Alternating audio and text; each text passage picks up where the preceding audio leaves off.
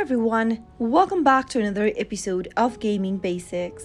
In today's video, I'm gonna show you how to play with friends in Raid Shadow Legends game. Watch the video till the end and don't forget to subscribe to our channel by hitting that subscribe button. Press the notification bell so that you'll never miss another upcoming upload from us. To play with friends in Raid Shadow Legends, follow the steps. Open up your Raid Shadow Legends app and make sure that you are inside your game. Once you're in the main homepage, tap on your hero icon at the top left. Now, from the left-hand side menu, tap on Info. Under Current Server, you'll be able to see your server name. Share your server's name with your friends and ask them to go to the same page as you are right now and enter the same current server name that appears on the display over here and ask them to enter the same name for this server, and both of you will be able to join the same clan. That is how you'll be able to play with your friends in Raid Shadow Legends. All you need to do